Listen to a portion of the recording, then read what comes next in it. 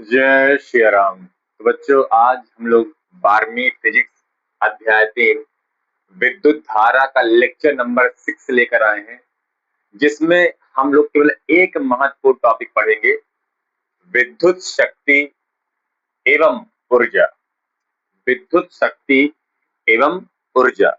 तो इसे शुरू करने से पहले एक बार हम क्विक रिवाइज नहीं करेंगे। क्या लेक्चर नंबर 5 में हम आखिरी टाइम पढ़ रहे थे प्रतिरोधकता पर ताप का प्रभाव। लेक्चर नंबर 5 में हम लोग आखिरी में पढ़ रहे थे प्रतिरोधकता पर ताप का प्रभाव, कि अगर मैं अलग अलग प्रकार के धातुओं में ताप बढ़ा दूं तो उसकी प्रतिरोधकता बढ़ती है, कम होती है, सेम रहती है, क्या रहती है, ये हम पढ़ रहे थे, है ना। तो हमने 3 प्रकार के धातु लिया था। पहला मतलब 3 चीजें ली, 3 प्रकार के हमने पदार्थ लिया था। पहला धातु, दूसरा हमने लिया था विद्युत रोधी या कुचालक, और तीसरा केस हमने लिया था अर्धचालक। कि अर्धचालक हो, धातु हो या कुचालक हो, इनमें अगर मैं ताप बढ़ा दूं तो इनकी प्रतिरोधकता बढ़ती है, कम होती है, सेम रहती है। और साथ में हम लोग चेक करते थे इनका प्रतिरोधकता ताप गुणांक। अच्छा, एक कैटेगरी मैं नहीं कर पाया था वहां पे कवर, तो यहाँ पे हम करेंगे। बहुत छोटी सी बात है, मिश्र धातु के लिए ये हम नहीं बता पाए थे आपको। एक चौथी कैटेगरी है ना, क्या होता है तो सुनिए ध्यान से। हमने बताया था कि सबसे पहली कैटेगरी है धातु, जिसमें ढेर सारे मुक्त इलेक्ट्रॉन होते हैं, ठीक है। और सबसे अलग कैटेगरी है विद्युत रोधी, सही है, विद्युत रोधी, जिसमें एक भी मुक्त इलेक्ट्रॉन नहीं होते हैं। इसे कुचालक भी कहते हैं, कुचालक पदार्थ, ये चालक है ना। जिसमें मुक्त इलेक्ट्रॉन बहुत होते हैं उसे कहते हैं धातु या कुचालक, और जिसमें मुक्त इलेक्ट्रॉन एक भी नहीं पाए जाते हैं उन्हें कहते हैं विद्युत रोधी अथवा कुचालक। अच्छा, विद्युत रोधी के लिए जितना भी हमने पढ़ाया है वह सब विद्युत अपघट्ट में भी लागू होगा। वही पूरी कहानी विद्युत अपघट्ट में भी लागू होगा। विद्युत अपघट्ट का ताप बढ़ाएंगे तो क्या होगा, जो विद्युत रोधी में हुआ था वही सेम चीज आएगा, ठीक है। अच्छा, फिर हमने कहा धातु में ढेर सारे मुक्त इलेक्ट्रॉन होते हैं, विद्युत रोधी में एक भी मुक्त इलेक्ट्रॉन नहीं होते हैं। इसलिए इनके बीच में एक कैटेगरी और लाया गया, पदार्थों की एक कैटेगरी, एक वर्ग और लाया गया। इसे कहते हैं बच्चों अर्धचालक। जिसे कहते हैं अर्धचालक। अर्धचालक क्या होता है, जिसकी चालकता चालक से कम और विद्युत रोधी से ज्यादा होती है। यानी अर्धचालक में मुक्त इलेक्ट्रॉन शून्य केल्विन पर बिल्कुल नहीं होते हैं। यानी शून्य केल्विन पर, शून्य केल्विन यानी परम शून्य ताप पर अर्धचालक विद्युत रोधी की भांति व्यवहार करते हैं। और जैसे जैसे ताप बढ़ेगा वैसे वैसे मुक्त इलेक्ट्रॉनों की संख्या बढ़ती है और ये कुछ कुछ चालक जैसे व्यवहार करने लगते हैं। लेकिन इनके भी मुक्त इलेक्ट्रॉन की संख्या बहुत कम होती है, विद्युत रोधी से ज्यादा होती है, लेकिन चालक या धातु से बहुत कम होती है। क्योंकि धातु यानी मुक्त इलेक्ट्रॉन बहुत ज्यादा, अर्धचालक यानी मुक्त इलेक्ट्रॉन बहुत कम, तो बहुत बड़ा गैप हो गया है। इसलिए इसके बीच में एक कैटेगरी और लाई गई जिसे कहते हैं मिश्र धातु।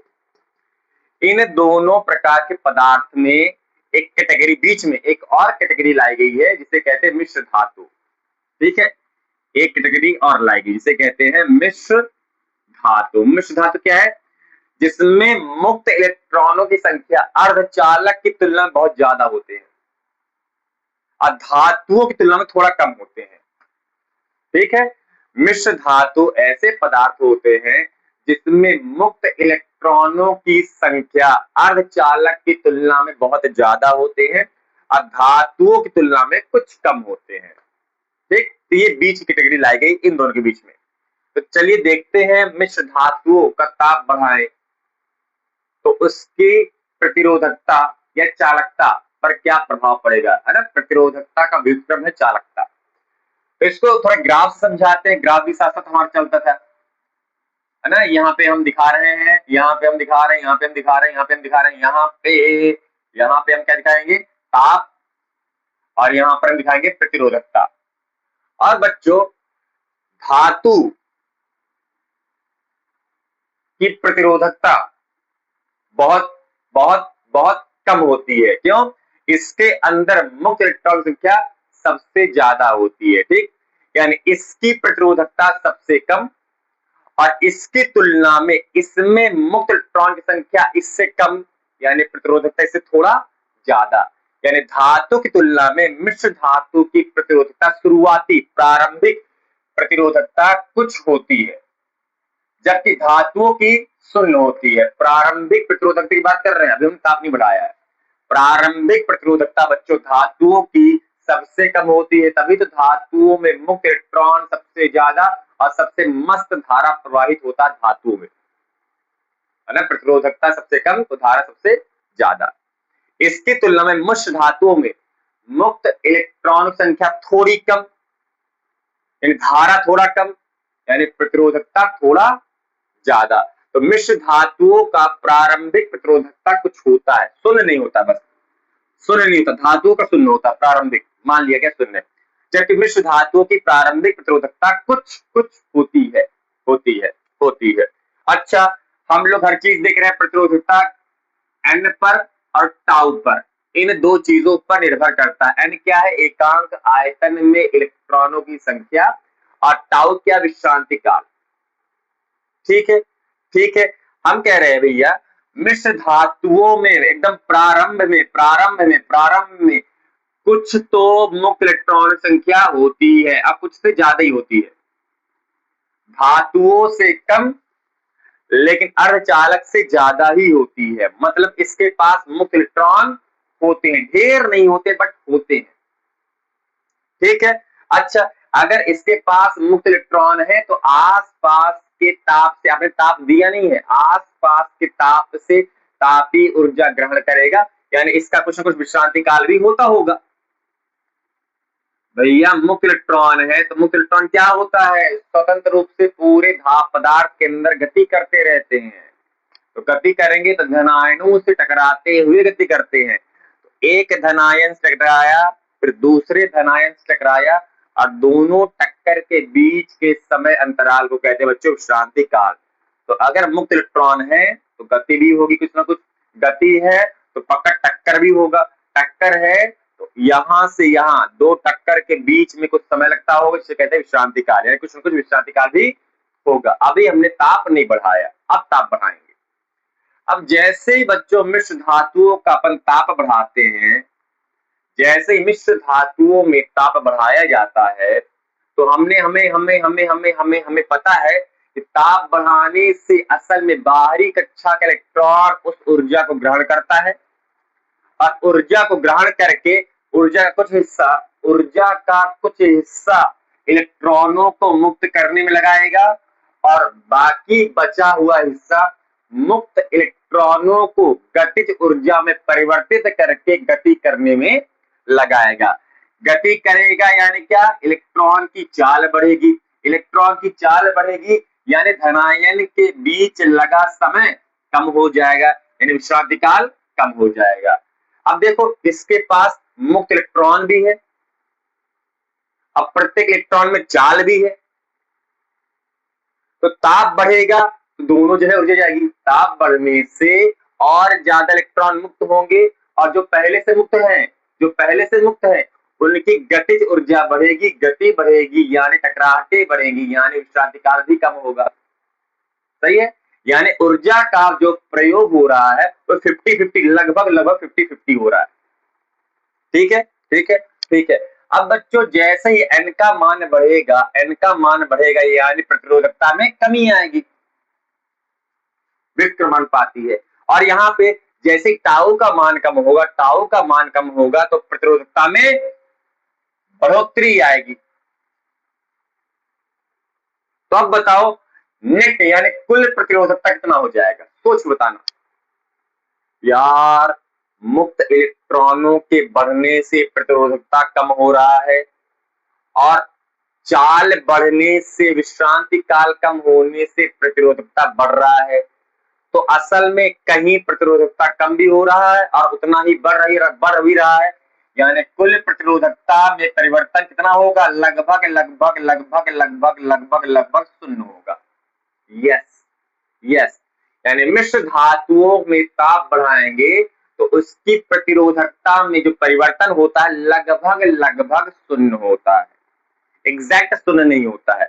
अलग अलग पदार्थ में अलग अलग कहानी होती है, ठीक। हाँ, लगभग लगभग शून्य होता है। इसीलिए इसीलिए किताब में लिखा भी है, किताब में लिखा भी है कि मिश्र धातुओं का प्रतिरोधकता ताप गुणांक बच्चों लगभग लगभग शून्य रहता है।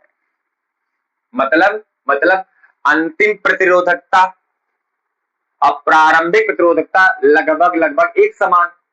तो ये माइनस ये सेम माइनस सेम शून्य आ गया, है ना। इसीलिए तो प्रतिरोधकता ताप गुणांक शून्य आ रहा है, किताब में लिखा भी है। लेकिन किताब में जो ग्राफ बना है बच्चों ऐसे बना है। इसका मतलब क्या हुआ, जैसे जैसे ताप बढ़ेगा प्रतिरोधकता कुछ बढ़ेगा, प्रतिरोधकता कुछ बढ़ेगा। इसका मतलब क्या है, देख लो, प्रतिरोधकता में परिवर्तन लगभग शून्य है, एग्जैक्ट शून्य नहीं है।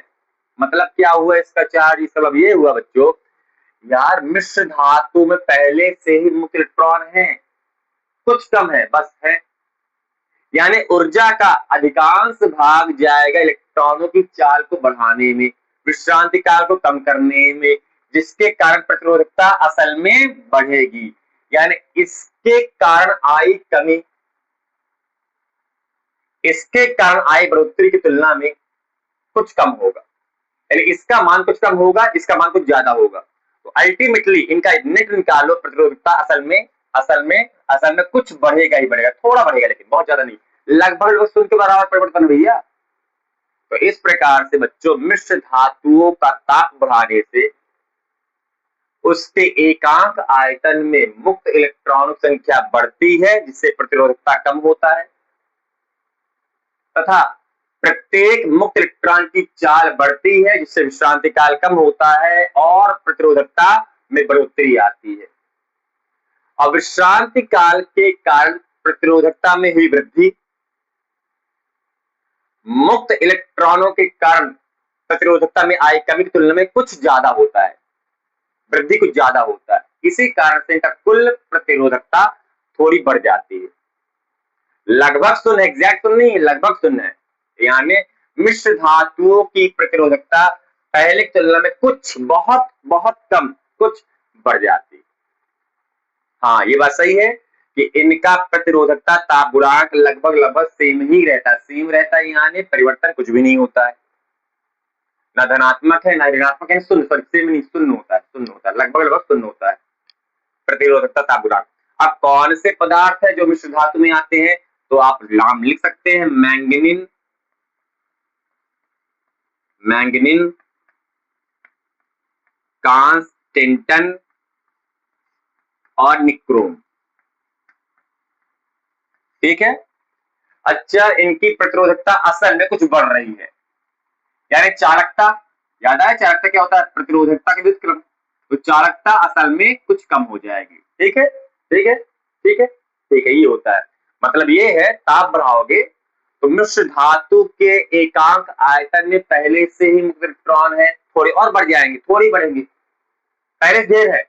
हाँ, धातुओं की तुलना में कम है, बट है तो खूब, कुछ ही कम है, तो कुछ इलेक्ट्रॉन और बढ़ जाएंगे, लेकिन अधिकांश ऊर्जा जाएगा मुक्त इलेक्ट्रॉनों की चाल बढ़ाने में, विश्रांति काल को कम करने में, यानी प्रतिरोधकता असल में बढ़ेगी। यानी ऊर्जा का तापी ऊर्जा का अधिकांश भाग यहां जाएगा, तो अधिकांश भाग यहां जाएगा, यानी प्रतिरोधकता असल में पहले की तुलना में कुछ बढ़ जाएगी। परिवर्तन ना के बराबर होता है, बट ना नहीं होता है, कुछ बढ़ता है। हाँ, प्रतिरोधकता ताप गुणांक लगभग लगभग शून्य होता है। ये ग्राफ है, यानी मैं कह सकता हूं मिश्र धातुओं में ताप और प्रतिरोधकता के बीच ग्राफ रैखिक होता है, रैखिक होता है, ठीक है, ठीक है, ठीक है। ये पूरी कहानी थी प्रतिरोधकता पर ताप का प्रभाव, जो एक टॉपिक छूट गया था ये चीज पिछले लेक्चर में, तो यहाँ पे हमने कवर कर दिया है। चलिए एक निचोड़ बताते हैं। पहली बात, प्रारंभिक प्रतिरोधकता की बात कर रहे हैं, प्रारंभिक प्रतिरोधकता की बात करते हैं, तो सबसे कम प्रतिरोधकता होता है धातु का, मुक्त इलेक्ट्रॉन सबसे ज्यादा, प्रतिरोधकता सबसे कम, ठीक। फिर इससे ज्यादा प्रतिरोधकता होता है मिश्र धातुओं का प्रारंभिक प्रारंभिक की बात कर रहे हैं, प्रारंभिक प्रतिरोधकता, अभी तो आपने लगाया नहीं है। और बच्चों मिश्र धातु से भी ज्यादा प्रारंभिक प्रतिरोधकता होता है अर्धचालक का। मुक्त इलेक्ट्रॉन की संख्या लगातार कम होती जाती है, उसी क्रम में प्रतिरोधकता बढ़ रहा है। मुक्त इलेक्ट्रॉनों की संख्या लगातार कम हो रही है, मुक्त इलेक्ट्रॉनों की संख्या लगातार कम हो रही है और साथ साथ प्रतिरोधकता बढ़ रहा है। ठीक है ना, ठीक है। फिर अर्धचालक की तुलना में विद्युत रोधी कहो या विद्युत अपघट्य कहो, इनकी प्रारंभिक प्रतिरोधकता सबसे ज्यादा होती है, इसीलिए इनके अंदर मुक्त इलेक्ट्रॉन ना के बराबर होते हैं, इसलिए लकड़ी में या कांच में विद्युत धारा प्रवाहित नहीं होती है। ठीक है। अब बच्चों जैसी ताप बढ़ाएंगे तो धातुओं की प्रतिरोधकता बहुत तेजी से बढ़ेगी, जो बहुत कम थी अब बहुत ज्यादा बढ़ेगी। अंतिम प्रतिरोधकता धातु की सबसे ज्यादा होती है। क्यों भैया? मुक्त इलेक्ट्रॉन तो सेम रहेंगे, केवल इलेक्ट्रॉन की चाल बढ़ेगी, विश्रांति काल कम, प्रतिरोधकता बहुत ज्यादा। तो धातुओं का अंतिम प्रतिरोधकता ताप के कारण प्रतिरोधकता बढ़ता ही बढ़ता है, बहुत ज्यादा बढ़ता है। ठीक, यानी इसका प्रतिरोधकता बहुत ज्यादा बढ़ेगा। फिर मिश्र धातुओं की प्रतिरोधकता कुछ बढ़ती है, मिश्र धातुओं की प्रतिरोधकता कुछ बढ़ती है, बहुत कम बढ़ती है, ना के बराबर। ठीक है। उसके बाद बच्चों हमने देखा था अर्धचालक का ताप बढ़ाने से प्रतिरोधकता असल में कम होता है। अर्धचालकों का ताप बढ़ाने से प्रतिरोधकता कम होती है। और एक चीज और पढ़ा था हमने कि विद्युत रोधी कहो, कुचालक कहो या विद्युत अपघट्य कहो, इनकी प्रतिरोधकता सबसे कम होती है, सबसे कम होती है ताप बढ़ाने से। ताप के पहले वाली बात नहीं कर रहे हैं, ताप बढ़ाने के बाद ये हो जाता है। इसी प्रकार प्रतिरोधकता ताप गुणांक की बात करें तो धातुओं का प्रतिरोधकता ताप गुणांक क्या होता है? धनात्मक होता है ना, धनात्मक, पॉजिटिव हमने लिखा है ना, धनात्मक होता है, पॉजिटिव यानी धनात्मक होता है। भैया अंतिम प्रतिरोधकता ज्यादा, प्रारंभिक कम, तो ज्यादा माइनस कम, धनात्मक आएगा। ठीक ठीक ठीक। इसी प्रकार मिश्र धातुओं का प्रतिरोधकता ताप गुणांक लगभग शून्य होता है, ना धनात्मक ना ऋणात्मक, शून्य होता है, ज्यादा अंतर आता नहीं। अंतिम प्रारंभिक दोनों बराबर है, बराबर प्लस माइनस करके शून्य आ जाएगा। अर्धचालक की प्रतिरोधकता कम होती है, अंतिम प्रतिरोधकता कम माइनस ज्यादा यानी ऋणात्मक आएगा। प्रतिरोधकता ताप गुणांक ऋणात्मक होता है। और चौथा विद्युत रोधी का भी ऋणात्मक ही होता है, ऋणात्मक ही होता है ना।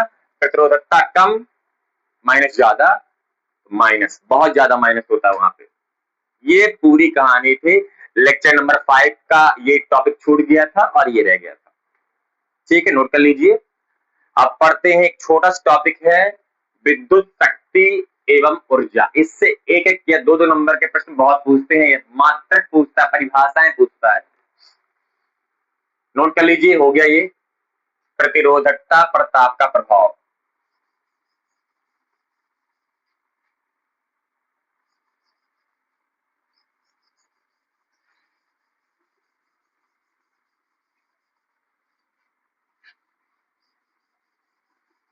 मिश्र धातु आपको अच्छे से तभी समझ में आया होगा जब आप लेक्चर नंबर 5 देख के आए होंगे, है ना। ठीक है, अब पढ़ते हैं विद्युत शक्ति एवं ऊर्जा। सुनिए ध्यान से, पूरी कहानी वही है जो हमने अनुगमन वेग में पढ़ा है, और तब से वही कहानी सुनते बोलते बार बार रिपीट करते हुए आ रहे हैं। फिर से वही कहानी करेंगे, इसको थोड़ा और गहराई से जानेंगे। ये कोई चालक तार है, ध्यान से देखिएगा, ये कोई चालक तार है, वही चालक तार जिसके अंदर धारा बहती है, करंट बहता है। इस तार को मैंने बैटरी या विद्युत स्रोत से जोड़ दिया। बैटरी या विद्युत स्रोत क्या करता है? विभवांतर उत्पन्न कर देता, विभवांतर उत्पन्न कर देता, विभवांतर उत्पन्न कर देता है ना। एक सिरा धनात्मक होता है, एक सिरा ऋणात्मक होता है, विभवांतर उत्पन्न कर देता है। विभवांतर उत्पन्न होने से चालक के अंदर बच्चों विद्युत क्षेत्र उत्पन्न हो जाता है। प्रत्येक बिंदु पर विद्युत क्षेत्र उत्पन्न हो जाता है। आप जो अपने घर में पंखा लाइट का जो बटन चालू करते हैं, स्विच ऑन करते हैं, स्विच ऑन करने से क्या होता है, विभवांतर उत्पन्न होता है और चालक तार पंखा और बोर्ड से जो तार लगी हुई ना, उस तार के प्रत्येक बिंदु पर असल में विद्युत क्षेत्र उत्पन्न हो जाता है, उसकी बात कर रहे हैं हम लोग। अब विद्युत क्षेत्र उत्पन्न होने से उसी तार के अंदर प्रत्येक मुक्त इलेक्ट्रॉन विद्युत क्षेत्र की विपरीत दिशा में त्वरित गति करने लगता है, त्वरित गति करने लगता है। त्वरित गति यानी धीमे धीमे वेग बढ़ेगा इसका। लेकिन बच्चों, जब इलेक्ट्रॉन त्वरित गति करता हुआ विद्युत क्षेत्र की विपरीत दिशा में आगे बढ़ता है, तो हमें पता है प्रत्येक चालक के अंदर कौन है, धनायन है, धनावेश है। इलेक्ट्रॉन मुक्त हो गए तो प्रत्येक परमाणु धनावेशित हो गया, धनायन है। यानी ये जो इलेक्ट्रॉन है असल में धनायनों से टकराते हुए गति करता है, धनायनों से टकराता हुआ गति करता है। सही है, धनायनों से टकराता हुआ गति करता है। अब आप सोचो, जब इलेक्ट्रॉन का विद्युत क्षेत्र लगा, विद्युत क्षेत्र लगने से इलेक्ट्रॉन में त्वरण उत्पन्न हो जाता है, यानी इलेक्ट्रॉन का वेग बढ़ा, वेग बढ़ा, वेग बढ़ा, वेग बढ़ा और टकरा के वेग यहाँ पे हो जाता शून्य। जैसे टकराता है वेग वहां पे शून्य हो जाता है। अच्छा, वेग शून्य हो गया है, फिर कौन ऐसा वहां पर बैठा है जो फिर से उसके वेग को बढ़ाता है? विभवांतर बैठा है जो विद्युत क्षेत्र बनाता है, जो इलेक्ट्रॉन में त्वरण उत्पन्न करता है और इलेक्ट्रॉन फिर से त्वरित गति करता है, वेग बढ़ा, वेग बढ़ा, वेग बढ़ा, वेग बढ़ा, फिर से यहाँ पे आके टकरा के वेग शून्य। जैसे टकराता है वेग वहां पे शून्य हो जाता है। फिर फिर फिर फिर फिर फिर भाई विभवांतर है, विद्युत क्षेत्र है, इलेक्ट्रॉन में फिर से त्वरित गति उत्पन्न हो गया, यानी इलेक्ट्रॉन में फिर से वेग बढ़ा, वेग बढ़ा, वेग बढ़ा, वेग बढ़ा, वेग बढ़ा, वेग बढ़ा, वेग फिर से टकरा के शून्य। यानी असल में विभवांतर करता क्या है, इलेक्ट्रॉन को बार बार चलाने का काम करता है, विभवांतर नहीं। विभवांतर बना कौन रहा है? ध्यान से देखिए, ये बैटरी ये विभवांतर बना रही है ना। असल में पूरा काम कौन कर रहा है? बैटरी या विद्युत स्रोत, जिससे पूरे परिपथ में धारा बह रही है, विद्युत स्रोत इसे कहते हैं। बैटरी एक विद्युत स्रोत है। यानी इलेक्ट्रॉन बार बार टकरा रहा है, उसके बावजूद इलेक्ट्रॉन को चलाने के लिए कार्य कौन कर रहा है? बैटरी, विद्युत स्रोत कार्य कर रहा है। और ये बैटरी है, इलेक्ट्रॉन का वेग शून्य होने के बावजूद कहता है रुको, तुमको और चलाएंगे। क्या करेंगे हम? विभवांतर उत्पन्न करेंगे, विद्युत क्षेत्र बनाएंगे, त्वरण उत्पन्न कर देंगे तुम्हारे अंदर, फिर तुम चल पड़ोगे। यानी इलेक्ट्रॉन को त्वरित गति दे कौन रहा है? टकराने के बावजूद इलेक्ट्रॉन गति कर रहा है। कौन कौन कौन? बैटरी। यानी बैटरी इस पूरे परिपथ में इलेक्ट्रॉन को चलाने का कार्य करता है। सही है, सही है। आप देख रहे हो ना यार, इलेक्ट्रॉन टकरा रहा, वेग शून्य हो गया, फिर इसका वेग बढ़ा, वेग बढ़ा, वेग बढ़ा, फिर वेग शून्य हो गया टकरा के। तो वेग टकराने के बाद शून्य होता है, फिर वेग बढ़ता है। तो वेग यानी उसकी गति कौन करा रहा है? बैटरी इसको चला रहा है। असल में बैटरी इलेक्ट्रॉन को चलाने का काम करता है, ये सच बात है। बैटरी इलेक्ट्रॉनों को चलाने का कार्य करता है। इलेक्ट्रॉन यानी आवेश, आवेश के बहने से धारा बहती है। इलेक्ट्रॉन यानी आवेश, ठीक है। तो मैं कह सकता हूं ये चीज कि असल बैटरी बच्चों, असल बैटरी बैटरी बैटरी आवेश को इस पूरे परिपथ में चलाने का काम करता है। और इलेक्ट्रॉन के विपरीत दिशा में आवेश, विद्युत धारा आवेश के बहने से बहती है। हाँ, इलेक्ट्रॉन इस दिशा में, आवेश इस दिशा में। असल में बैटरी क्या कर रहा है? इलेक्ट्रॉन यानी आवेश को पूरे परिपथ में चलाने का कार्य करता है। सही है ना? हाँ, टकराने के बावजूद इलेक्ट्रॉन यानी आवेश गति कर रहा है, किसी वजह से? बैटरी की वजह से। तो मैं यहाँ पे लिखने वाला हूं कि विद्युत स्रोत द्वारा आवेश Q को परिपथ में चलाने के लिए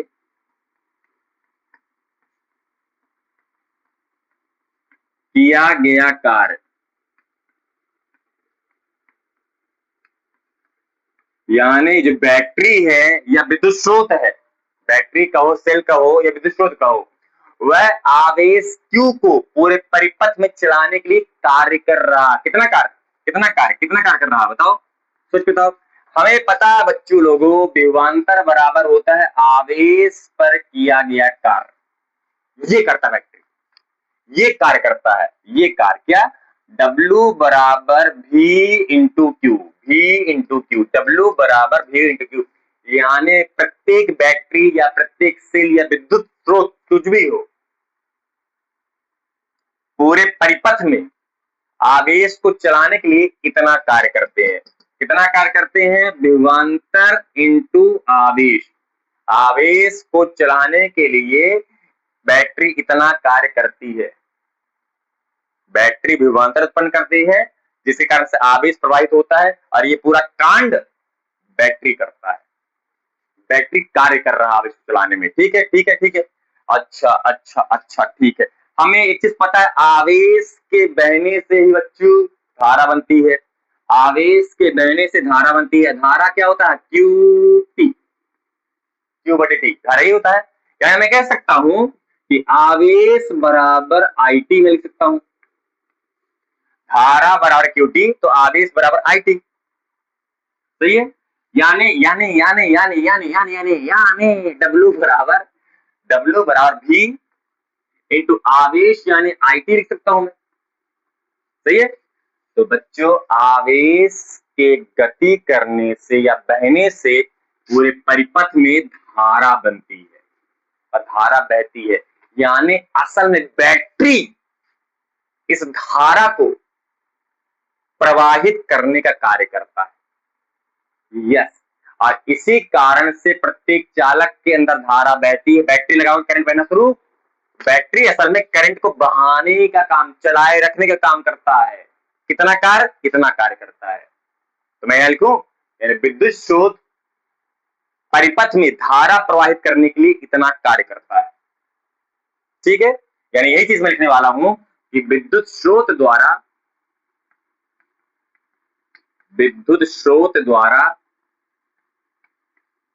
धारा, विद्युत धारा I को परिपथ में चलाने के लिए किया गया कार्य। किसी विद्युत स्रोत द्वारा इस पूरे परिपथ में धारा को चलाने के लिए इतना कार्य किया जाता है। यस, विद्युत स्रोत यानी बैटरी हमने माना है। पूरे परिपथ में आवेश के बहने से धारा बनती है, यानी कि इस धारा को प्रवाहित करने के लिए इतना कार्य करता है। यहाँ पे समझ में आया? यहाँ तक क्या हमने निकाला है कि भैया जब हम किसी चालक को बैटरी से कनेक्ट करते हैं तो बैटरी चालक के सिरों पर विभवांतर उत्पन्न कर देता है, जिससे चालक के अंदर विद्युत क्षेत्र उत्पन्न हो जाता है। और विद्युत क्षेत्र के उत्पन्न होने से प्रत्येक इलेक्ट्रॉन विपरीत दिशा में गति करते हैं, त्वरित गति करते हैं। और त्वरित गति करते हुए इलेक्ट्रॉन धनायनों से टकराते हुए आगे बढ़ते हैं। और जब इलेक्ट्रॉन धनायनों से टकराते हैं तो इनका वेग शून्य हो जाता है। फिर त्वरित गति के कारण फिर से इनका वेग बढ़ता है, फिर टकरा के फिर वेग शून्य हो जाता है। फिर त्वरित गति के कारण फिर से वेग बढ़ता, वेग इनका शून्य हो जाता है टकरा कर। यानी बार बार टकराने के बावजूद इनका वेग बढ़ता है। तो इनका वेग बढ़ना यानी इलेक्ट्रॉन को चलाए रखना। इलेक्ट्रॉन को चलाए रखने के लिए कौन कार्य कर रहा है? यहाँ पे बैटरी। विभवांतर किसने उत्पन्न किया? बैटरी। विद्युत क्षेत्र किसने बनाया? बैटरी। इलेक्ट्रॉन पर त्वरित गति किसने लाया? बैटरी। तो इलेक्ट्रॉन को चलाए रखने का काम कौन कर रही है? विद्युत स्रोत। और इलेक्ट्रॉन यानी आवेश, यानी विद्युत स्रोत द्वारा आवेश को परिपथ में चलाने के लिए कौन कार्य करता है? बैटरी। कितना कार्य करता है? इतना, W बराबर V इंटू क्यू। और आवेश का बहना यानी करंट का बहना। आवेश का बहना यानी करंट का बहना भैया, I बराबर क्यू टी, तो Q बराबर आई टी। आवेश का बहना यानी धारा का बहना। यानी चालक इस पूरे परिपथ में धारा को बहाने के लिए इतना कार्य करता है। कैसे आया? भी कि कुछ है आईटी आ गया, इतना कार्य करता है, इतना कार्य करता है। ठीक है, बस कार्य का मात्रक होता है बच्चा जूल, कार्य का मात्रक होता है जूल। इसी को आप अन्य रूपों में भी लिख सकते हैं। हमें एक चीज पता है भैया, ओम के नियम से भी बराबर आर आई होतो है, भी बराबर आर आई होतो है। यहां पे हमने भी और आई ले लिया है। अगर मुझे आर आई बस चाहिए तो, भी नहीं चाहिए तो भी हटा दो। अगर मुझे भी नहीं चाहिए, भी किसी तरह मुझे नहीं देखनी है, मुझे केवल आर और आई के पदों में चाहिए, तो ले सकते हैं आप, है ना। कार्य बराबर भी का मान आर आई लिख दो, आर इंटू आई, भी का मान आर इंटू आई, इंटू एक और आई है तो आई स्क्वायर हो जाएगा इंटू टी। सही है, सही है। मतलब मैं कह सकता हूं कि बैटरी इस पूरे चालक तार में धारा बहाने के लिए इतना कार्य करता है, प्रतिरोध के विरुद्ध इतना कार्य करता है, ये आप पकड़ सकते हैं। धनायन टक्कर यानी प्रतिरोध, प्रतिरोध के विरुद्ध तो कार्य कर रहा है ना असल में बैटरी, कितना कार्य कर रहा है? R I square into T. कैसे मैंने ला दिया? भी की जगह मैंने दिया R I, R I into I यानी आई स्क्वायर इंटू टी, ये कार्य हो गया। यह भी आर और आई के पदों में है, वही चीज है जूल। एक चीज और लिख सकते हैं, मुझे मुझे मुझे मुझे भी की जगह में अब आई नहीं चाहिए, अब आई नहीं चाहिए, मुझे केवल भी और आर चाहिए, तो भी आप कर सकते हैं भैया। आई यानी यहां से देखो आई बराबर भी बटे आर हो जाएगा, सही है, आई बराबर भी बटे आर हो जाएगा। तो यहाँ पे आप रख दीजिए आई की जगह भी बटे आर, तो क्या हो जाएगा, क्या हो जाएगा, क्या हो जाएगा, क्या हो जाएगा, क्या क्या क्या क्या क्या क्या क्या क्या क्या क्या क्या हो जाएगा? भी तो है, आई की जगह भी बटे आर, आई की जगह भी बटे आर और इंटू टी, तो क्या होगा? भी इंटू भी यानी भी स्क्वायर, ये आ गया आपका। यह भी कार्य है, यह भी कार्य है ना, बैटरी इतना कार्य करती है। तो जिस पदों में यानी क्या होता है, इसके प्रश्न आ जाते हैं, तो प्रश्न में एक दो तीन चीजें हैं, चार चीजें हैं, चार में तीन चीज देगा, एक चीज पूछ लेगा, तो जो चीज देगा उससे संबंधित आपको सूत्र का प्रयोग करना पड़ेगा। ये याद रखो, इससे कम इससे बन जाएगा पूरा, ये हो जाता है। फिर ओम के नियम से आप लगा सकते हैं पूरा, यानी बैटरी पूरे परिपथ में धारा बहाने के लिए इतना कार्य करता है, इतना कार्य करता है, इतना कार्य करता है। तीनों एक ही बात है, अलग अलग पदों में है, बस इतना कार्य करता है। अब कहानी आगे समझ में आया? बैटरी आवेश यानी विद्युत धारा को पूरे परिपथ में चलाने के लिए, पूरे परिपथ में बहाने के लिए इतना कार्य करता है, इतना कार्य करता है। अब फिर से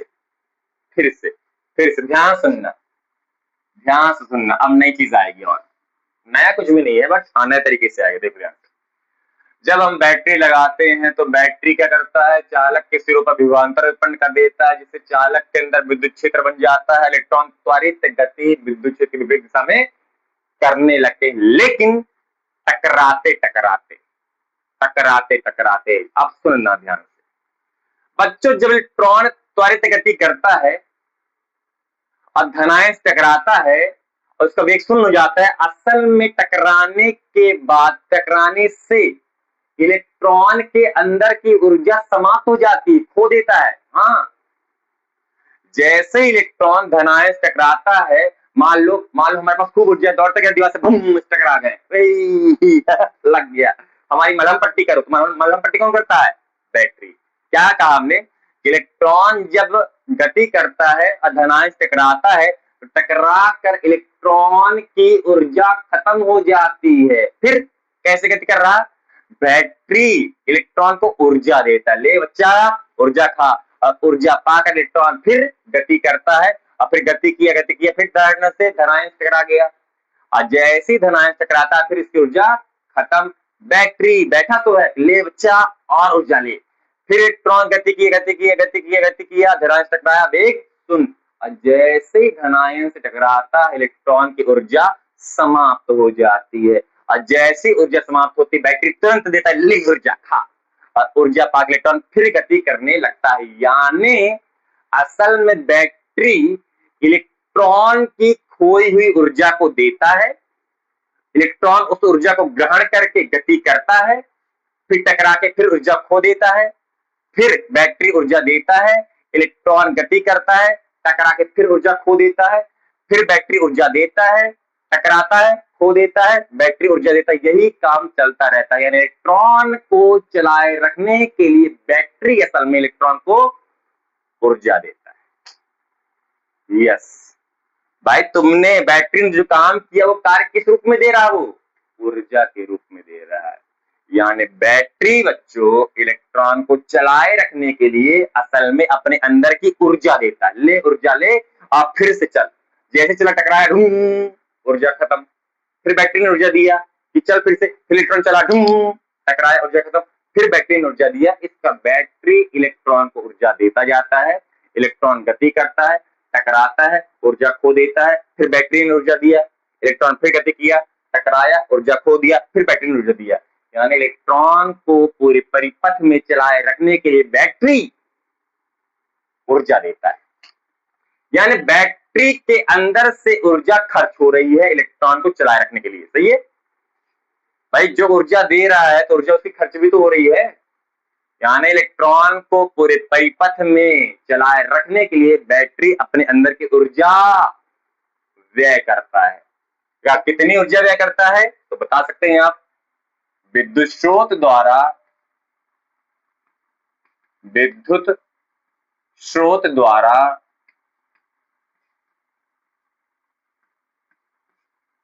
इलेक्ट्रॉन का गति करना, यानी आवेश का गति करना, आवेश का गति करना यानी धारा की गति करना। अब डायरेक्ट करेंगे है ना, विद्युत स्रोत द्वारा धारा प्रवाहित करने के लिए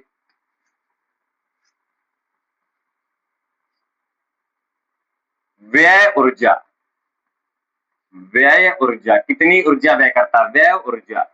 यानी असल में बार बार इलेक्ट्रॉन को जो ऊर्जा दे रहा है तो बैटरी की ऊर्जा खर्च तो हो रही है, तो कितनी ऊर्जा खर्च होती है? जितना कार्य कर रहा है उतनी ऊर्जा खर्च होती है।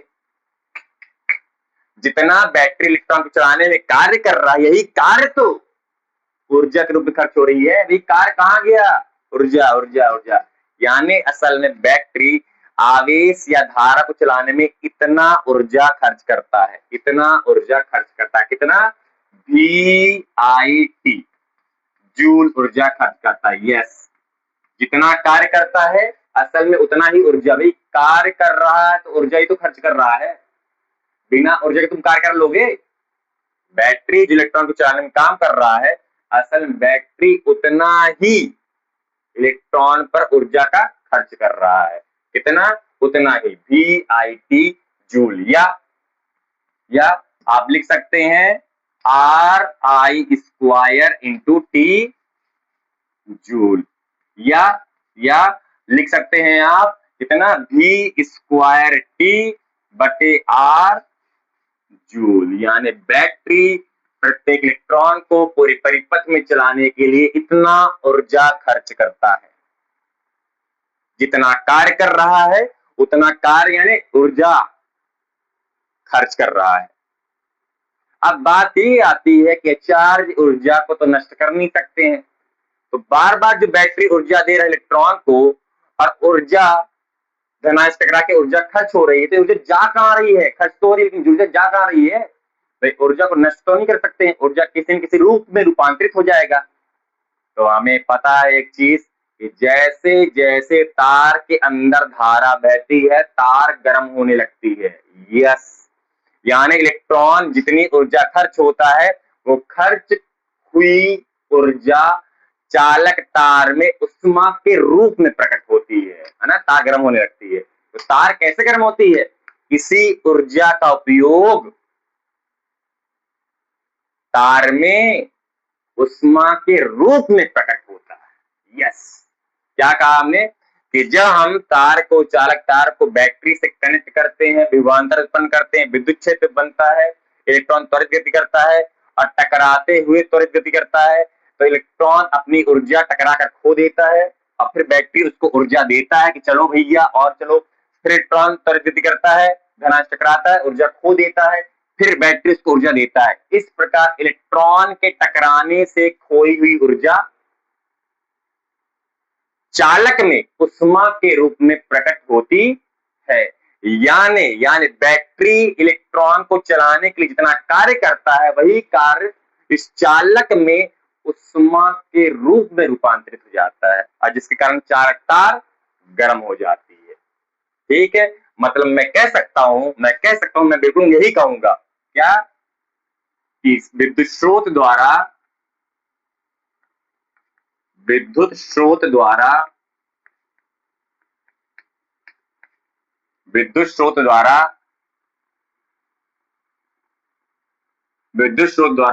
आवेश को, है ना, आवेश को या धारा को, कुछ भी कह सकते हैं, धारा को प्रवाहित करने के लिए दी गई ऊर्जा, विद्युत स्रोत द्वारा धारा को प्रवाहित करने के लिए, परिपथ में, विद्युत स्रोत द्वारा परिपथ में, लिख सकते हो यहाँ पे, परिपथ में धारा को प्रवाहित करने के लिए दी गई ऊर्जा उस चालक तार में उष्मा के रूप में प्रकट होता है। भैया बैटरी जो ऊर्जा दे रही है, ऊर्जा जा कहां रही है, बैटरी जो कार्य कर रहा है कार्य हो कहां रहा है, कहां जा रहा है, उस चालक तार में उष्मा के रूप में रूपांतरित हो रहा है। जो बार बार धनावेश टकरा रहा है, टकराहट के कारण ही तो चालक तार गर्म हो रही है, यानी जो ऊर्जा है पूरी उष्मा के रूप में बदल रही है। तो ये हमने लिखा है, विद्युत स्रोत द्वारा परिपथ में धारा को प्रवाहित करने के लिए दी गई ऊर्जा उस चालक तार में उष्मा के रूप में प्रकट होती है, यानी तार में उत्पन्न उष्मा, तार में कितनी उष्मा उत्पन्न होगी भाई, जितना तुमने कार्य किया है, जितना बैटरी ने ऊर्जा खर्च की है उतनी उष्मा उसमें उत्पन्न होगी। जितना बैटरी ने कार्य किया है, या कहो जितना बैटरी ने ऊर्जा दिया है, वही ऊर्जा पूरी उष्मा में कन्वर्ट हो जाएगी। उष्मा को अपन कैपिटल एस से रिप्रेजेंट करते हैं, तो मैं लिख सकता हूं कितनी ऊर्जा, कितनी उष्मा, यही वी आई टी, कितनी उष्मा तार में उत्पन्न हो जाती है, जूल। उष्मा is a form of energy, ऊर्जा का एक रूप ही है ना। अगला मैं कह सकता हूँ ये चीज, उष्मा बराबर are I square into T joule. जितना कार्य बैटरी करता है या जितना ऊर्जा खर्च करता है इलेक्ट्रॉन पर, उतना कार्य या अथवा उतना ही ऊर्जा चालक में उष्मा के रूप में प्रकट हो जाता है। वी स्क्वायर टी बटे आर, सेम चीज है, जूल। ठीक है, ठीक है, ठीक है। तो पहले हमने निकाल लिया है बैटरी इलेक्ट्रॉन को चलाने में कितना कार्य करता है, या धारा को बहाने में कितना कार्य करता है, और जितना कार्य करता है असल बैटरी उतना ऊर्जा खर्च करता है, और जितना ऊर्जा खर्च करता है वही ऊर्जा बच्चों चालक में उष्मा के रूप में प्रकट होता है। दिखते वही चीज है। ठीक है, ठीक है, ठीक है। अब हम पढ़ेंगे विद्युत शक्ति। ये तीनों चीजें नोट कर लीजिए, पहला ये है, दूसरा ये है, तीसरा ये है। पहला वो है, दूसरा ये है, तीसरा ये है ना। हाँ, डब्ल्यू ई और एच तीनों का मान सेम है, क्योंकि तीनों एक ही चीज है लगभग। जितना कार्य कर रहा है उतनी ऊर्जा खर्च कर रहा है इलेक्ट्रॉन पर, चलो भैया टकरा गए, बेकसुन हो गया, फिर चलो। और जिस प्रकार टकरा चल रहा है, ऊर्जा खर्च हो रही है, वही खर्च ऊर्जा असल में चालक में उष्मा के रूप में प्रकट हो रही, बन रही उष्मा के रूप में। चलिए अब पढ़ते हैं विद्युत शक्ति। अब आपको समझ में आएगा विद्युत शक्ति क्या भला है। ठीक है, इससे काम चल जाएगा, यही चीज तो है पूरा, यही ऊर्जा है, यही ऊर्जा। कितना आया था यहाँ पे, एक चीज और आया था, डब्ल्यू बराबर वी स्क्वायर टी बटे आर,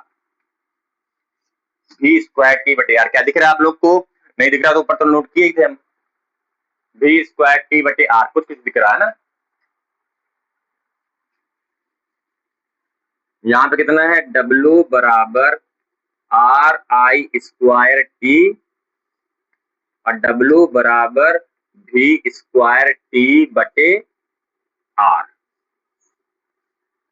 ठीक है, ठीक है, दिख रहा है अब? अभी हमने जो नोट किया था ऊपर वही चीज है, हाँ दिख रहा है, ठीक है, बहुत बढ़िया। चलिए अब हम निकालेंगे विद्युत शक्ति क्या चीज है, इलेक्ट्रिक पावर। विद्युत शक्ति क्या चीज है भाई? विद्युत शक्ति क्या चीज है? क्या चीज है? क्या चीज है चार जी?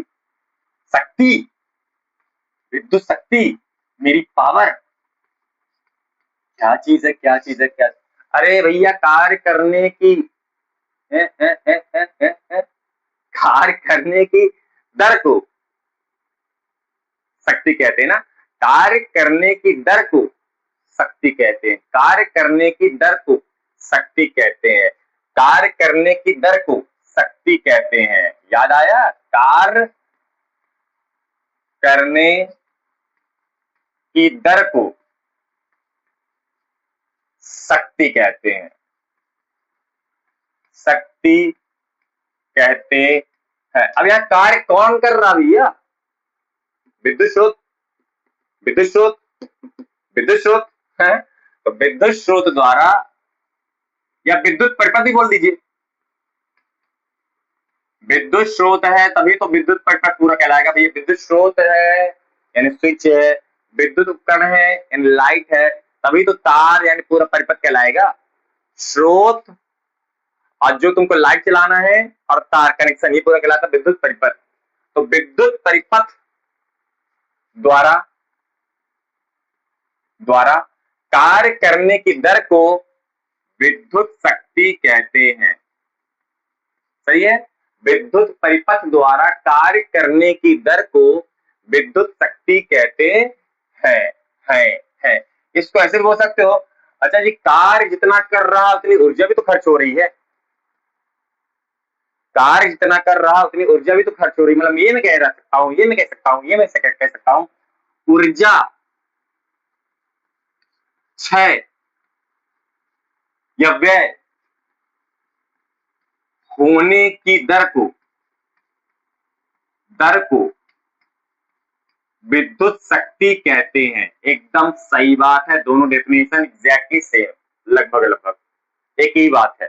ऊर्जा क्षय होने की दर को विद्युत शक्ति कहते हैं। अब बछुआ लोगों इसे कैपिटल P पावर से रिप्रेजेंट करते हैं, कैपिटल C से प्रदर्शित करते हैं। ठीक, यानी कैपिटल P बराबर कार्य करने की दर, या कह दो ऊर्जा क्षय होने की दर। एक ही बात है, अलग चीज ना है। जितना कार्य हो रहा है उतना ही ऊर्जा खर्च कर रहा है बैटरी। बैटरी जितना कार्य कर रहा है असल में उतनी ऊर्जा खर्च कर रहा है, हमने देखा है, और उतना ही उष्मा बन रहा है। कार्य करने की दर को या ऊर्जा क्षय होने की दर को उस परिपथ की विद्युत शक्ति कहते हैं, या उस विद्युत स्रोत की विद्युत शक्ति कहते हैं जो ये सब काम कर रहा है। कौन? विद्युत स्रोत। ठीक है, मात्रक बनाए इसका, राशि अधिस, कार अधिस राशि, समय अधिस राशि, ऊर्जा अधिस राशि, समय अधिस राशि, तो मात्रक अधिस हो गया। चलिए राशि अधिस हो गया, राशि अधिस हो गया, राशि अधिस हो गया, राशि अधिस हो गया। मात्रक, मात्रक निकालो, मात्रक मात्रक मात्रक। बच्चे को पता है इसका मात्रक, बोलो नहीं पता चाहिए। मात्रक, कार्य का मात्रक होता है जूल, कार्य का मात्रक होता है जूल, समय का मात्रक होता है सेकंड, और असल में बच्चा लोगों शक्ति का मात्रक कहलाता वॉट, जो आपकी लगने वाली है वॉट, जिसे कैपिटल W से रिप्रेजेंट करते हैं वॉट। सॉरी, मात्रक है जूल, दोनों का मात्रक जूल है प्रति सेकंड, इसे कहते हैं वॉट। कैपिटल W से रिप्रेजेंट करते हैं what, what, what, capital W से रिप्रेजेंट करते हैं। अब एक वॉट की परिभाषा बनाई जाए, एक वॉट की परिभाषा बनाई जाए, ले लो एक जूल, एक सेकंड, तो एक वॉट आ जाएगा। एक जूल क्या है? कार्य, एक सेकंड क्या है? समय, एक वॉट क्या है? शक्ति। सही है? तो अब इसकी परिभाषा कैसे बनाएंगे? क्या कर रहे हैं, बैटरी क्या करती है, विद्युत धारा को प्रवाहित करती रहती है। अब कैसे प्रवाहित होता है? अगर आप विभवांतर लगा दें या उसमें कार्य करें तो ध्यान सुनना, विद्युत स्रोत यदि परिपथ में विद्युत धारा प्रवाहित करने के लिए विद्युत परिपथ में धारा प्रवाहित करने के लिए 1 सेकंड में 1 जूल कार्य करती है, तो उस परिपथ की विद्युत शक्ति 1 वाट कहलाती है। क्या था? आप ऐसे कह सकते हैं, विद्युत स्रोत यानी बैटरी परिपथ में धारा प्रवाहित करने के लिए 1 सेकंड में 1 जूल ऊर्जा खर्च करती है, तो उस परिपथ की शक्ति 1 वाट कहलाती है। ठीक है, क्या कहा हमने भाई? दोनों लिख दो आप, चाहे कार्य के बारे में लिखो चाहे ऊर्जा के बारे में लिखो, बात एक इच्छा। क्या? विद्युत स्रोत द्वारा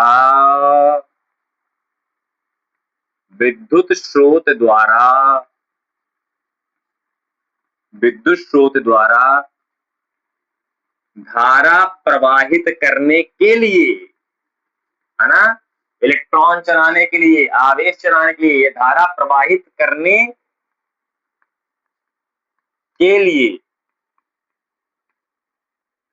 1 सेकंड में यदि 1 जूल कार्य करे, यदि 1 जूल कार्य करती है, तो उसकी शक्ति 1 वाट कहलाती है। उसकी शक्ति 1 वाट कहलाती है। उसकी शक्ति 1 वाट कहलाती है। विद्युत स्रोत धारा प्रवाहित करने के लिए 1 सेकंड में यदि 1 जूल कार्य करे, तो उसकी शक्ति यानी उस विद्युत स्रोत की शक्ति 1 वाट कहलाती है। 1 सेकंड में 1 जूल कार्य करना पड़े या 1 सेकंड में 1 जूल ऊर्जा खर्च करना पड़े, तो उसकी शक्ति 1 वाट कहलाती है। ये बच्चा लोगों 1 वाट की परिभाषा, मात्रक निकाल लिया हमने, राशि निकाल ली। अगर आपकी इच्छा हो, दिली इच्छा हो, तो आप विमीय सूत्र भी निकाल सकते हो। अगर आपकी दिली इच्छा हो तो आप इसका विमीय सूत्र भी निकाल सकते हैं। बहुत आसान है।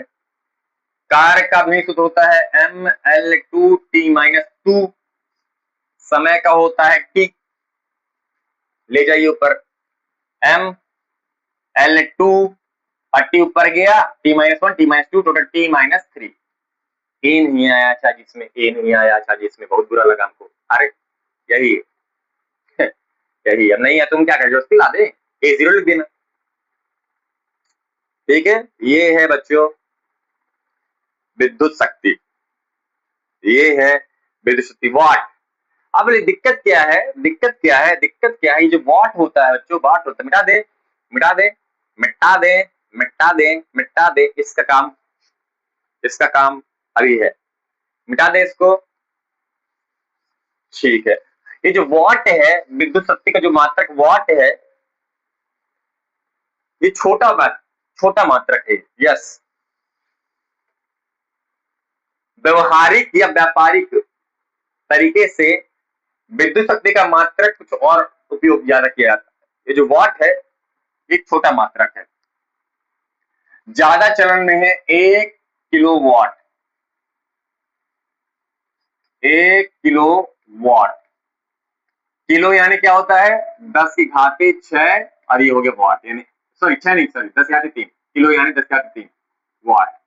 तो 1 किलोवाट बराबर 10⁻3 वाट होता है, 1000 वाट। 1 किलोवाट बराबर 1000 वाट होता है।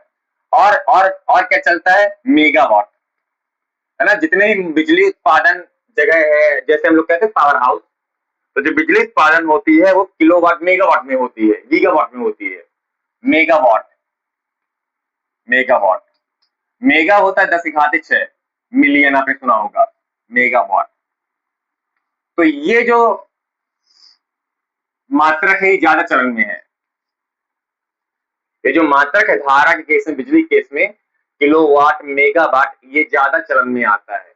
इसका प्रयोग बहुत कम होता है, वाट एक वाट बहुत कम होता है। वैसे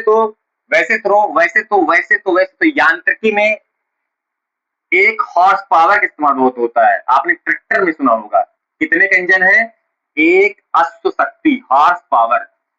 इसका इंजन की पावर कितनी है, एक हॉर्स पावर, 1 HP बोलते हैं ना, 1 HP। तो कितना होता है, करीब करीब 746 वाट होता है। यस, 746 वाट बराबर एक अश्व शक्ति यानी एक हॉर्स पावर होता है ना। ट्रैक्टर में आपने लगभग सुना होगा, जनरली सुना होगा कि ट्रैक्टर का जो इंजन है इतने हार्स पावर का है, 2 हार्स पावर का है, 3 हार्स पावर का है। तो एक हार्स पावर यानी अश्व शक्ति बराबर होता है 746 वाट। ये कुछ बड़े मात्रक है और इनका प्रयोग ज्यादा होता है ना कि इसका। ठीक ठीक ठीक है, ठीक है, ठीक है, ठीक है। चलिए इसको मिटाते हैं, कुछ और लाते हैं। अभी बच्चों हमने शक्ति की एक परिभाषा पढ़ा है। क्या परिभाषा पढ़ा है कि 1 सेकेंड में जितनी ऊर्जा खर्च होती है, जितना कार बैटरी करता है, उसे उसकी शक्ति कहते हैं। अब इसको थोड़ा और आगे बढ़ाते हैं। शक्ति बराबर क्या है, W/T, है ना। इसके नीचे आपने ये लिखा होगा जो मिटा दिया, अब इसके नीचे ये लिखना जो लिखवा रहे हैं। शक्ति बराबर क्या होता है, W/T। डब्ल्यू का मान कितना है देखिए ध्यान से, VIT/T। डब्ल्यू का मान क्या है, VIT/T। टी मर गया तो शक्ति बराबर आ गया VI। सबसे इंपॉर्टेंट है 1 नंबर में, बहुत पूछता है। क्या पूछता है, शक्ति का मात्रक होता है वॉट, विभवांतर का मात्रक होता है वोल्ट, धारा का मात्रक होता है एम्पियर। इन तीनों में से कोई एक चीज मिस कर देगा, खाली स्थान दे देगा। हाँ, ये बहुत पूछता है, इसको आपको जरूर ध्यान रखना है। P बराबर VI। P यानी होता है शक्ति यानी वॉट मात्रक हो गया, V यानी हो गया विभवांतर, वोल्ट मात्रक हो गया, I यानी धारा मात्रक हो गया एम्पियर। ठीक है, मतलब मैं कह सकता हूं 1 वोल्ट गुणे 1 एम्पियर बराबर 1 वॉट। अब बनाते परिभाषा से, अब इससे परिभाषा बनाए बनाए बनाए बनाए बनाए बनाए बनाए बनाए बनाए ऐसे बनाएंगे परिभाषा, ऐसे बनाएंगे कि यदि किसी विद्युत परिपथ में 1 वोल्ट विभवांतर देने से उसमें 1 एम्पियर की धारा प्रवाहित होने लगे तो उस परिपथ की विद्युत शक्ति 1 वॉट कहलाती है। क्या, यदि किसी विद्युत परिपथ में 1 वोल्ट का विभवांतर उत्पन्न करने पर उसमें 1 एम्पियर की धारा बहने लगे तो उस विद्युत परिपथ की विद्युत शक्ति 1 वॉट कहलाती है। लिख लो, मैं लिखू, चलो। क्या, यदि, क्या फिर से हम लोग 1 वॉट की परिभाषा लिख रहे हैं ना, फिर से दूसरे शब्दों में क्या, यदि किसी विद्युत परिपथ में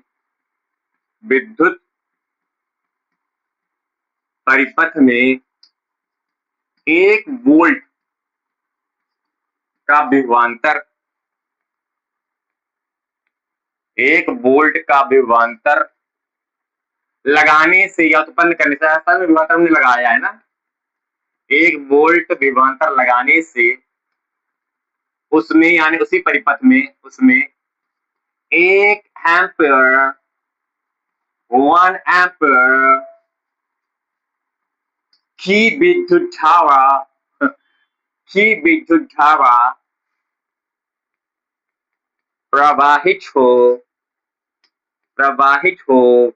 ठो ठो ठो उस परिपथ की यानी उसकी विद्युत शक्ति 1 वॉट कहलाती है। ये है 1 वाट की परिभाषा। दूसरे शब्दों में, दूसरी परिभाषा कह सकते हैं इस प्रकार से, यदि किसी विद्युत परिपथ में 1 वोल्ट विभवांतर लगाने से यदि उसमें 1 एम्पीयर की धारा प्रवाहित हो तो उस परिपथ की विद्युत शक्ति 1 वाट कहलाती है। ऐसे भी आप बता सकते हैं। हाँ, वाट की जो बड़ी बड़ी मात्रकें होते हैं, वाट के जो बड़े बड़े मात्रक होते हैं, किलो वाट होता है या तो मेगावाट होता है। किलो वाट कितना होता है? 1000 वाट। मेगावाट 10 लाख वाट, यानी 10 घाते 6 वाट, 10 लाख होता है। ठीक ठीक ठीक ठीक है, ठीक है, मिटा दे, मिटा दे। मेरा किसका प्रयोग अभी करना है? एक चीज और, एक चीज, अरे ऊर्जा भी तो पढ़ना है। अरे तो ऊर्जा आपने पढ़ा है तो, अरे नहीं, शक्ति के रूप में ऊर्जा पढ़ना है अभी।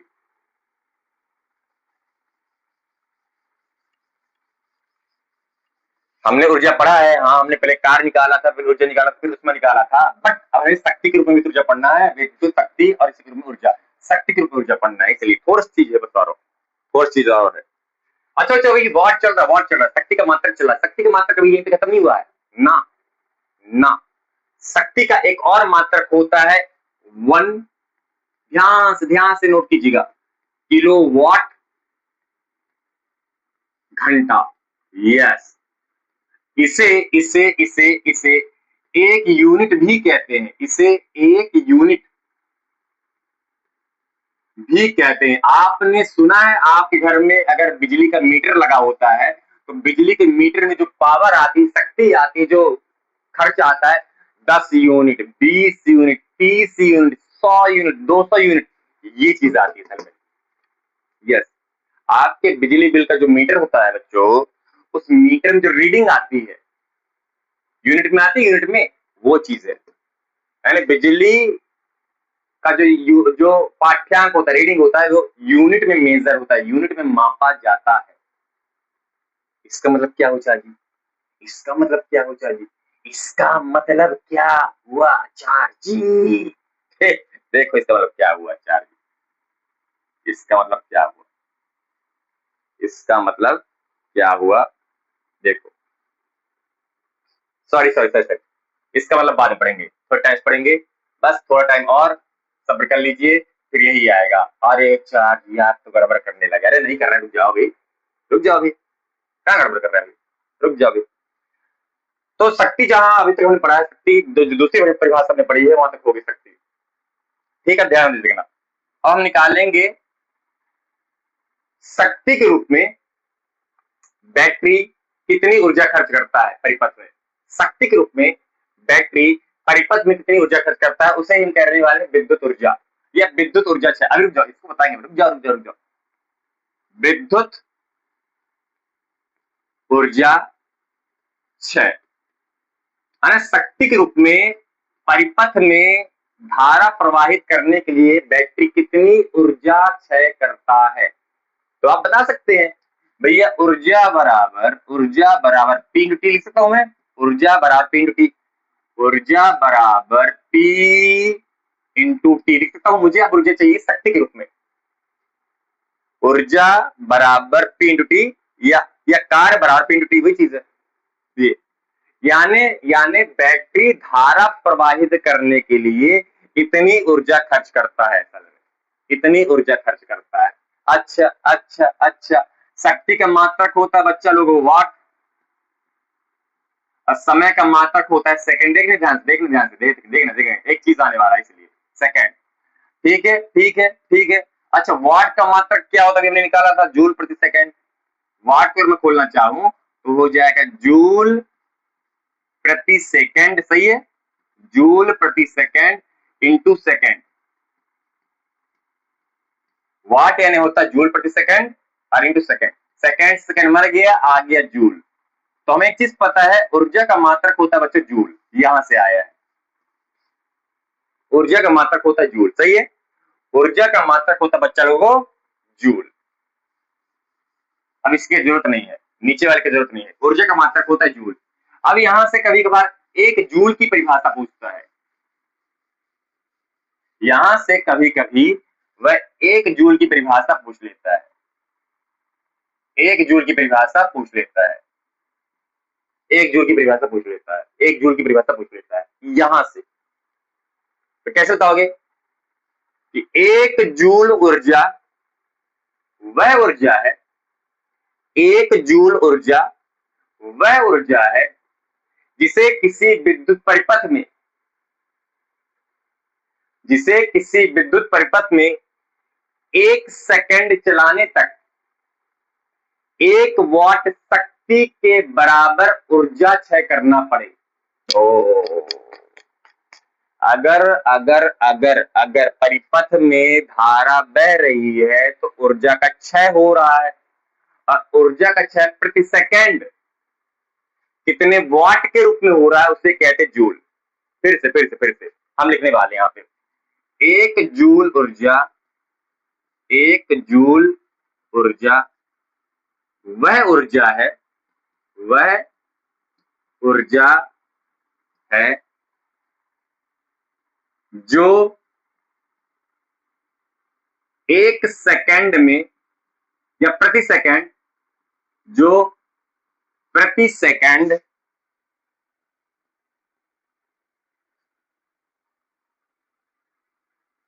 विद्युत परिपथ में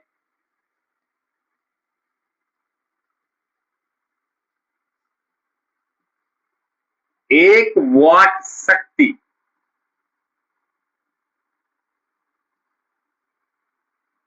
व्यय होने से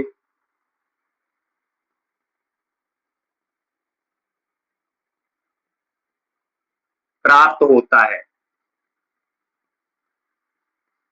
अगर 1 सेकंड में 1 वाट शक्ति का व्यय हो गया, यानी 1 वाट शक्ति की धारा बह गई, तो मान लो उसके अंदर से बैटरी 1 जूल की ऊर्जा खर्च कर दिया। वही लिखा है, 1 जूल ऊर्जा वह ऊर्जा है जो प्रति सेकंड विद्युत परिपथ में 1 वाट शक्ति, 1 वाट शक्ति व्यय होने से प्राप्त होता है। 1 वाट शक्ति की विद्युत धारा, सॉरी 1 वाट शक्ति की विद्युत धारा, 1 वाट शक्ति की विद्युत धारा, 1 वाट शक्ति की धारा प्रवाहित होने से खर्च होता है। बस ये एकदम सही है।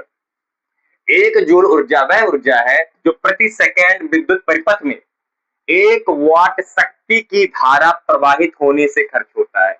अगर मैं इस विद्युत परिपथ में 1 वाट शक्ति के बराबर धारा प्रवाहित करा दूं 1 सेकंड में, तो जितनी ऊर्जा खर्च होगी उसे कहते हैं 1 जूल की ऊर्जा। इस विद्युत परिपथ में मैं धारा प्रवाहित कर रहा हूं ना, तो धारा बहने से क्या होता है, क्या होता है, ऊर्जा की खपत होती है। और कितनी, 1 वाट शक्ति के बराबर ऊर्जा खपत होगी, उसे कहते हैं 1 जूल की ऊर्जा। अगर मैं इस परिपथ में 1 वाट शक्ति की धारा प्रवाहित करने के लिए 1 सेकंड में जितनी ऊर्जा खर्च कर रहा हूं उसे कहते हैं बच्चों 1 जूल की ऊर्जा। एकदम सही है, 100% एकदम सही है। इसे कहते हैं 1 जूल की ऊर्जा, 1 जूल की ऊर्जा, इसे कहते हैं 1 जूल की ऊर्जा। ठीक है, ठीक है। 1 जूल की ऊर्जा वह ऊर्जा है जो प्रति सेकंड विद्युत परिपथ में 1 वाट शक्ति की धारा प्रवाहित करने पर खर्च होता है। ठीक है, ठीक है, ठीक है, यही आपने लिखा है। 1 जूल की ऊर्जा वह ऊर्जा है जो इस विद्युत परिपथ में प्रति सेकंड 1 वाट शक्ति की विद्युत धारा प्रवाहित करने पर खर्च होता है। बस हो गया, हो गया, हो गया, हो गया, हो गया, हो गया, हो गया। अब निकालते 1 किलोवाट घंटा या 1 यूनिट, ये चीज है, यानी ये ऊर्जा खर्च हो रही है, ऊर्जा है, ऊर्जा का मात्रक 1 किलोवाट घंटा। देखिए कैसे, देखिए कैसे 1 किलोवाट घंटा यानी क्या होता है, देखिए ध्यान से, 1 किलोवाट घंटा यानी क्या होता है, 1 किलोवाट घंटा यानी क्या होता है, ये ऊर्जा का मात्रक है। असल में 1 किलोवाट घंटा ऊर्जा का मात्रक है। यानी यानी यानी यानी यानी यानी यानी अगर मैं 1 किलोवाट घंटे की बात करूं, ये असल में 1 किलोवाट घंटा यानी आवर, 1 किलोवाट आवर यानी 1 किलोवाट घंटा ऊर्जा का मात्रक है। जो कि बराबर होता है, ये क्या है, शक्ति ना, शक्ति का मतलब क्या हुआ यहाँ पे 1 किलोवाट इंटू समय, यानी हो गया घंटा, यानी यहाँ पे हो गया 1 किलोवाट की शक्ति इंटू समय, मतलब हो गया 1 घंटा। इसे कहते हैं बच्चों 1 किलोवाट घंटा।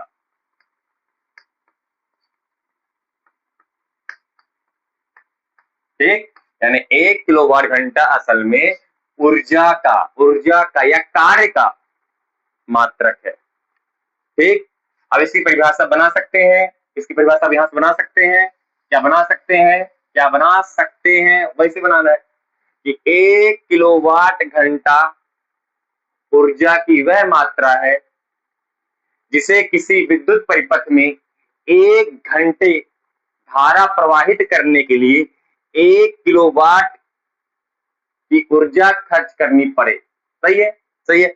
1 किलोवाट घंटा ऊर्जा की वह मात्रा है जिसे किसी विद्युत परिपथ में 1 घंटे तक 1 किलोवाट की विद्युत धारा प्रवाहित करने के लिए खर्च करना पड़ता है।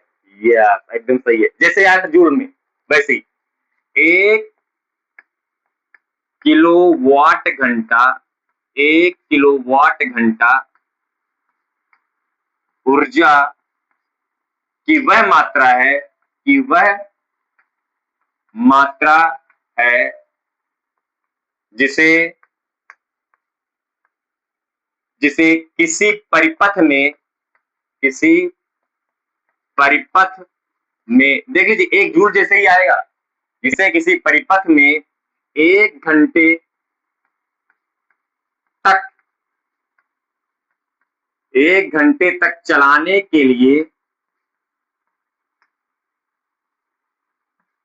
जिसे किसी परिपथ में 1 घंटे तक चलाने के लिए 1 किलोवाट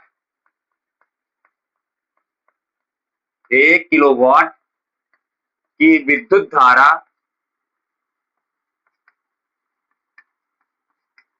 प्रवाहित करने पर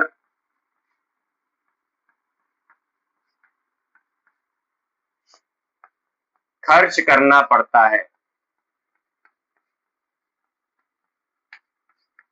यानी अगर मुझे 1 किलोवाट घंटा की विद्युत धारा प्रवाहित करनी हो, 1 किलोवाट घंटा की विद्युत धारा मुझे इस परिपथ में प्रवाहित करनी हो 1 घंटे तक, तो मुझे जितनी ऊर्जा देनी पड़ेगी बैटरी के द्वारा, उस ऊर्जा कहते हैं 1 किलोवाट घंटा, है ना। 1 घंटे तक इस विद्युत परिपथ में मुझे अगर 1 किलोवाट विद्युत धारा प्रवाहित करनी हो, तो जितनी ऊर्जा खर्च करनी पड़ेगी उस ऊर्जा कहते हैं 1 किलोवाट घंटा। ये लिखा है 1 किलोवाट घंटा ऊर्जा की वह मात्रा है जिसे किसी परिपथ में 1 घंटे तक चलाने के लिए 1 किलोवाट की विद्युत धारा प्रवाहित करने पर खर्च करना पड़ता है। अगर मुझे परिपथ में 1 घंटे तक 1 किलोवाट की विद्युत धारा प्रवाहित करनी पड़े तो कितनी ऊर्जा खर्च होगी, 1 किलोवाट घंटे की ऊर्जा खर्च होगी। बस एक आखिरी चीज है, पूछता है भैया 1 किलोवाट घंटा ऊर्जा का मात्रक है, ठीक है। ऊर्जा का मात्रक तो जूल भी होता है, तो एक चीज बताओ 1 किलोवाट घंटे में कितना जूल होता है, इसको फील कर पा रहे हैं आप लोग। असल में ये हुआ कि अगर आप अपने घर में 1 घंटे तक विद्युत धारा प्रवाहित करते हैं, ध्यान सुनिएगा, अगर आप अपने घर में 1 घंटे तक विद्युत धारा प्रवाहित करते हैं लगातार, और अगर अगर अगर जो आप विद्युत उपकरण लगा रखे हैं, पंखा, एसी जो चला रखे हैं आप, एसी, अगर वह एसी 1 किलोवाट 1 घंटे में 1 किलोवाट की ऊर्जा 1 घंटे में ले रहा है, यानी असल में वह 1 किलोवाट की ऊर्जा ग्रहण कर रहा है। समझो ध्यान से और आसान, आपने देखा होगा एसी होता है 1 टन का, एसी जो आता है 1 टन का आता है, 1 टन का आता है। इसमें क्या हुआ, अगर आप एसी को 1 घंटे तक चलाएंगे लगातार, तो एसी 1 किलोवाट की ऊर्जा ग्रहण कर लेगा, इसे कहते हैं 1 किलोवाट घंटा। अगर आप एसी जो 1 टन का है 1 घंटे तक लगातार चलाएंगे, यानी ये हुआ, अगर अर्थात एसी ने जो 1 घंटे तक आपने चलाया है, 1 किलोवाट की ऊर्जा उसने ग्रहण कर लिया है, यानी आपके बिजली बिल का जो मीटर है 1 यूनिट आ जाएगा 1 घंटे में। ये है ना? 1 घंटे तक विद्युत धारा प्रवाहित करने के लिए यदि मुझे 1 किलोवाट की विद्युत धारा प्रवाहित करनी हो 1 घंटे तक, तो उतनी ऊर्जा खर्च होती है। अगर मुझे 1 घंटे तक 1 किलोवाट की विद्युत धारा प्रवाहित करनी हो, तो इतनी ऊर्जा खर्च होती है। कितनी ऊर्जा? 1 किलोवाट घंटा। 1 घंटे में इतनी ऊर्जा खर्च होती है। ठीक है। अब पूछता है 1 किलोवाट घंटा को अगर मैं जूल में कन्वर्ट करना चाहूँ, जूल में कितना हो जाएगा? भैया 1 किलो यानी 10⁻3, किलो यानी 10⁻3। वाट, वाट यानी क्या होता है? जूल प्रति सेकेंड, सही है? जूल प्रति सेकंड मुझे जूल में चाहिए, है ना? तो ये हो गया किलो यानी 10⁻3, वाट यानी होता है जूल प्रति सेकंड, वाट यानी होता है जूल प्रति सेकंड, वाट यानी होता है जूल प्रति सेकंड। और घंटे को अगर मैं सेकंड में बदलूं, सेकंड में, तो 3600 सेकंड होते हैं। 1 घंटे में 3600 सेकंड होते हैं। तो सेकंड से सेकंड मर गया। यहाँ पे आया 10⁻3 गुणे, यहाँ पे कितना आ गया? 3.6 गुणे 10⁻3 लिख सकता हूँ मैं यहाँ पे। 1 2 3 10⁻3, 3.6 गुणे 10⁻3, यही चीज, एक ही चीज है। आगे 3.6 गुणे 10⁻3, 3 6 6, क्या बच रहा? जूल। यानी 1 किलोवाट घंटे में 3.6 गुणे 10⁻6 जूल बराबर ऊर्जा होती है। यानी 1 किलोवाट की विद्युत धारा अगर आप 1 घंटे तक बहाएंगे, तो असल में विद्युत स्रोत 3.6 गुणे 10⁻6 जूल की ऊर्जा खर्च करेगा। ये है ना, कि अगर आप 1 घंटे तक 1 किलोवाट की विद्युत धारा प्रवाहित करेंगे, तो जो ऊर्जा खर्च होगी उस ऊर्जा को बच्चों 1 किलोवाट घंटा कहते हैं। ये है, यानी 1 घंटे तक अगर आप 1 किलोवाट की ऊर्जा खर्च कर रहे हैं, असल में 3.6 गुणे 10⁻6 जूल की ऊर्जा खर्च कर रहे हैं। बहुत ज्यादा। इसे कहते हैं 1 यूनिट। इसे कहते हैं 1 यूनिट। यानी 1 घंटे तक आपने इतनी ऊर्जा खर्च की, इतनी ऊर्जा खर्च की, यानी आपका 1 यूनिट बिल आ गया। ठीक है, ठीक है। अब इससे संबंधित एक प्रश्न करते हैं, फिर आज का लेक्चर समाप्त। इससे संबंधित एक प्रश्न करेंगे बस, और आज का लेक्चर समाप्त। समझ में आया 1 किलोवाट घंटा क्या चीज है? अरे भैया 1 घंटे तक अगर आप 1 किलोवाट शक्ति बराबर धारा का इस्तेमाल कर रहे हैं, उसे ही कहते हैं 1 किलोवाट घंटा। अगर आप 1 घंटे तक किसी परिपथ में 1 किलोवाट शक्ति की विद्युत धारा प्रवाहित कर रहे हैं, उसे ही कहते हैं 1 किलोवाट घंटा, जो कि होता है 3.6 गुणे 10⁻6 जूल। यानी 10⁻6 को मैं मेगा कह सकता हूं, यानी 3.6 मेगा जूल भी आप कह सकते हैं। यस, मेगा जूल भी कह सकते हैं। एक बढ़िया प्रश्न है जो बोर्ड में पूछा है, खाली एक प्रश्न करेंगे फिर खत्म। क्या है? एक विद्युत बल्ब 220 वोल्ट आपूर्ति पर 200 वाट शक्ति 200 वाट शक्ति देने के लिए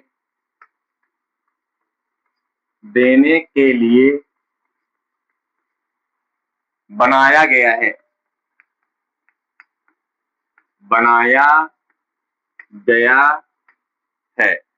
तो बल्ब का प्रतिरोध ज्ञात कीजिए। बल्ब का प्रतिरोध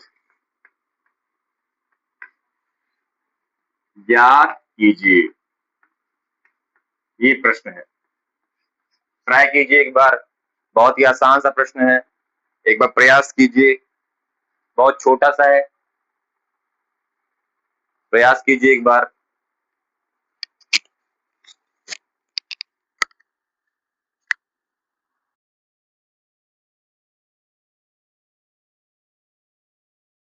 प्रयास कीजिए।